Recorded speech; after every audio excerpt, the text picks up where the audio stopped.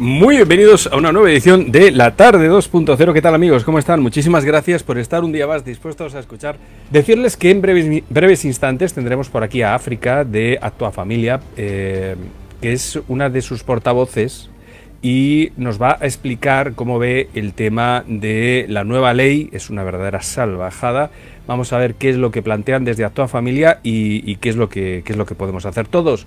Entre otras cosas, apoyarles y apoyar estos movimientos que son, pues, la sociedad civil que se organiza y que directamente, pues, intenta sobrevivir a estas cosas totalitarias. Vamos a ver qué es lo que nos tiene que contar. Muy buenas tardes, doña África Velázquez. ¿Cómo está usted? Buenas tardes, muy bien. ¿Qué tal? Bueno, pues la verdad es que un poco sorprendidos, estamos impactados con las noticias que traemos hoy y vamos a hablar de un asunto pues no menos impactante y que tiene su repercusión en la actualidad, tanto de estos días como de hoy, que es esa ley terrible que se ha aprobado para el tema de los menores, que bueno, ya van a poder abortar con 16 años. Y desde Actua Familia, ¿cómo veis el tema? Pues lo vemos efectivamente como una aberración. Bueno, ahora mismo justo está en paralelo con la ley de Roe versus Wade de Estados Unidos, que parece que está en proceso de reconocer que no hay derecho al aborto, sino derecho a vivir. Esto es una sentencia que, si sigue adelante, marcará la historia como la abolición. O sea, si se abole el aborto, será como la abolición a la esclavitud, con lo cual, pues bueno, a ver cómo sigue este movimiento. Desde luego, lo que está intentando hacer Irene Montero es contrario a todos los derechos y totalmente antifeminista, que es lo que ella intenta engañar, pero a nosotros no nos engaña. Lo primero, esta ley en España lleva el tema de que, primero, se elimina un periodo de reflexión que antes había para el menor, de 3 días. ¿Cómo veis esta? Te voy a preguntar cada uno de estos puntos que tenemos por aquí.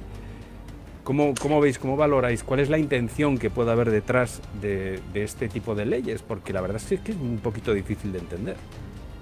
Bueno, no es difícil de entender si nos metemos en la mente maquiavélica, que la disminución de reflexión lo que es simplemente las decisiones rápidas y apelando a la impulsividad de los jóvenes. Entonces, entre que estamos con... todo está conectado. Las leyes educativas que cada vez menos, o sea, forman menos a los niños, mezclado con la rebeldía, mezclado con el atronamiento sexual de los institutos, y luego encima esto que acorta el periodo de reflexión, pues es totalmente manipular, presionar y sacar muchísimo dinero. Pero bueno, ante todas estas leyes, a mí se me pasan ideas por la cabeza que no sé si las digo públicamente me cierran y demás, pero ¿qué pueden hacer los padres? ¿Qué se puede hacer desde la sociedad civil para intentar echarle el freno a todo esto y pararlo un poco? Pues no parar de ejercer el derecho a quejarse y a manifestarse y a salir de ese acobardamiento que en el fondo llevábamos mucho tiempo adormilados, con muchísimas preocupaciones, que si la pandemia, que si esto, que si lo otro. Lo único que están haciendo es distraer, provocar, y si saltas, pues te llaman ciertos nombres que parece que es lo peor que te pueden llamar, ¿no?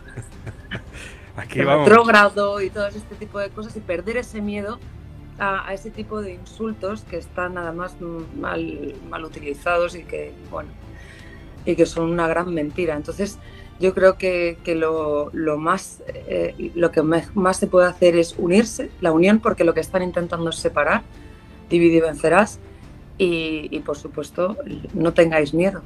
Yo quería saber también un poco, ver cómo lo veis, cómo veis todas estas maniobras, si veis que puede ser un ataque para intentar frenar ese avance, esa petición, de ese abanderamiento, todas esas reivindicaciones sociales que estáis abanderando en definitiva desde Actua Familia.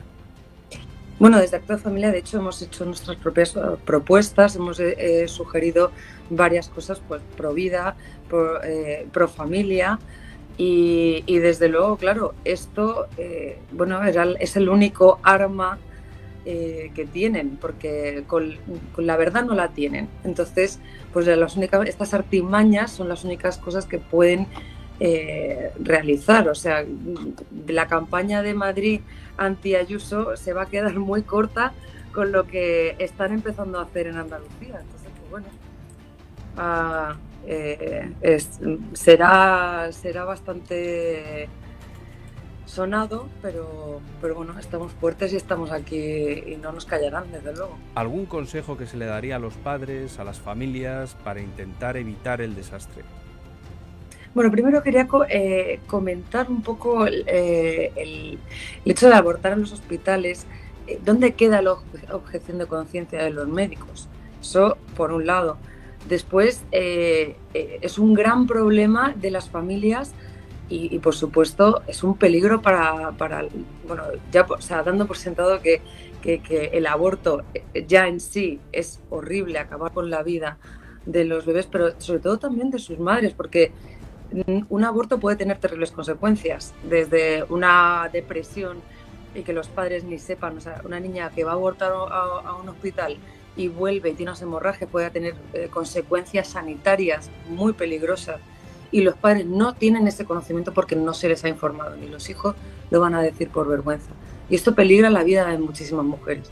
Entonces, jóvenes, y ahora que precisamente el suicidio ha subido entre los jóvenes bastante, en los últimos datos del 2020, 300 suicidios de jóvenes entre 14 y 25 años. O sea, esto es suma y sigue.